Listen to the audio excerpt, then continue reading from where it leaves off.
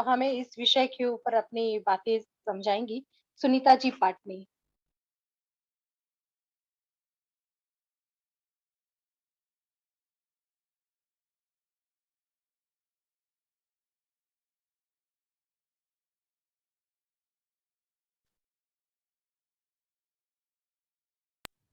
सुनीता जी, आप अपने आप को जी अनम्यूट कीजिए। अनम्यूट करो सुनीता अपने आप को, मोबाइल हाँ, अनम्यूट कीजिए। आवाज आ रही है? हाँ जी।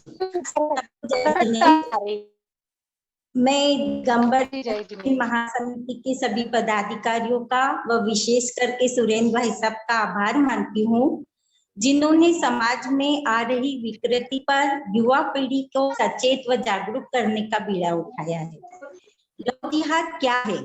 लव का मतलब प्यार और जिहाद का मतलब किसी नेक काम को करने के लिए पूरी कोशिश व ताकत लगा देना। लव जिहाद का अर्थ किसी एक धर्म के लड़के या लड़की को दूसरे धर्म के लड़के या लड़की को शादी के लिए। हम जैन समाज के बैनर पर बात कर रहे हैं, तो जैन लड़की का विजातीय विवाह करती है तो यह भी लव जिहाद ही है। जैन लड़की का अन्य जाति में विवाह करने से एक जैन वंश का अंत हो जाता है। हम पहले ही अल्पसंख्यक हैं और न्यून अल्पसंख्यक हो जाते हैं, ये लव जिहाद के कारण। लव जिहाद में लड़के लड़कियों को फंसने में कई क्या कारण हैं?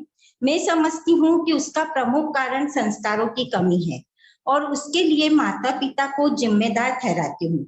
माता पिता अगर बच्चों को प्रारंभ से ही धर्म और संस्कारों की बात समझाएंगे तो बचपन की वह सीख व ज्ञान युवा होने पर भी दिमाग में रहेगी।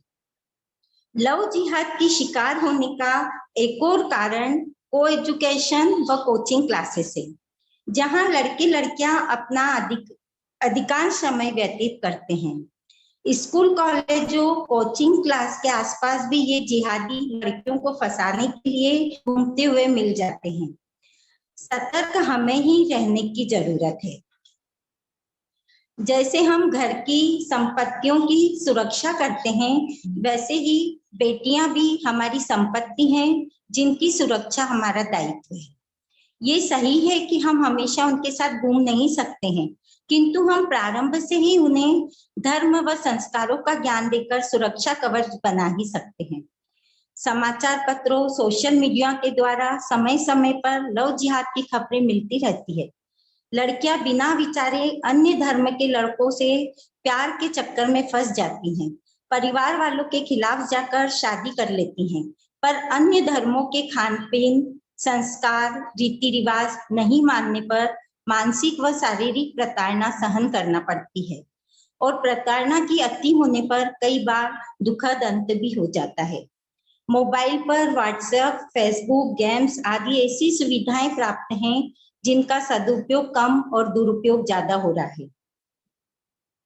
फेसबुक आदि पर फर्जी आईडी के द्वारा भी लड़कियों को फंसाया जा रहा है। अभी विगत 2-3 दिन के समाचार पत्रों में मोबाइल माता पिता को अपने बच्चे मित्रवत बात कर की गतिविधियों की जानकारी लेते रहना चाहिए। लड़कियां अगर उन्हें लगे लव जिहाद की शिकार हो रही हैं, तो तुरंत अपने परिजनों, मित्रों को अवगत कराएं, कहीं उसके पूर्व स्थिति संभाला जा सके। लव जिहाद ऐसा नहीं कि हम कोई दवा दे दें और हमारे में, इसके लिए के माध्यम से बच्चों में धार्मिक ज्ञान के साथ संस्कार व नैतिक शिक्षा का पाठ भी पढ़ाया जाए। पर सबसे जरूरी है कि माता पिता बच्चों को पाठशाला भेजें। दिगंबर जैन महासमिति का अभियान एक युद्ध लव जिहाद के विरुद्ध को 10 लक्षण पर्व में देश भर में जन जागृति अभियान बना सकते हैं। सभी मंदिरों में होने वाले सांस्कृतिक कार्यक्रमों में संस्कृति रक्षण हेतु लव जिहाद पर परिसंवाद, नाट्य मंचन कर युवाओं को जागृत किया जा सकता है। यह बहुत ही अच्छा मंच रहेगा जहां पर युवा इस विकृति पर ध्यान देंगे। अंत में फिर एक बार मैं यही कहूंगी कि बच्चों की पहली गुरु माँ ही होती है, जो उससे मित्रवत व्यवहार रखकर बचपन से ही धार्मिक संस्कारों से इतना ओतप्रोत कर दें, ठसाठस इन संस्कारों को उनमें कूट कूट कर भर दें कि लव जिहाद जैसी विपरीत परिस्थितियां आने पर भी वह डगमगाए नहीं, क्योंकि आग के निकट बैठेंगे तो गर्मी का एहसास स्वाभाविक है, फूलों के निकट होंगे तो सुगंध की स्वाभाविकता स्वाभाविक है, बर्फ के निकट रहेंगे तो ठंडक महसूस होना स्वाभाविक है। ऐसे ही हम जिन व्यक्तियों के निकट या संगति में होते हैं, उनके विचारों, संस्कारों, स्वभावों का प्रभाव हमारे जीवन चरित्र पर पड़ना स्वाभाविक है। पर धर्म और संस्कारों का सुरक्षा कवच जो बच्चों को बचपन से पहनाया है, वही उसकी रक्षा करेगा। इसके बावजूद भी अगर कोई बच्ची इस लव जिहाद में फंस जाती है, तो परिवार वालों से निवेदन है कि उसे अकेला न छोड़े, उससे बातचीत करना बंद न करें, क्योंकि मुनि श्री तरुण सागर जी कहा करते थे कि लड़ लेना पर कभी भी बोलचाल बंद मत करना, क्योंकि लव जिहाद में शिकार बच्ची पर जब जुल्म ढाए जाते हैं और वह अकेली असहाय बेबस होकर अंत में अपनी जीवन लीला समाप्त कर लेती है, या तो वो खुद अपनी जीवन लीला समाप्त कर लेती है या उस लव जिहादी व उसके परिवार द्वारा उसका अंत कर दिया जाता है। उससे बोलचाल चालू रखी तो कम से कम उस जुल्म का शिकार होने से बचाया जा सकता है और कानूनी तौर पर उन लव जिहादियों को सजा भी दिलाई जा सकती है। इस पर ऐसा सख्त कानून बनना चाहिए कि ये लव जिहादियों को घिनौना कार्य करने की हिम्मत न करे।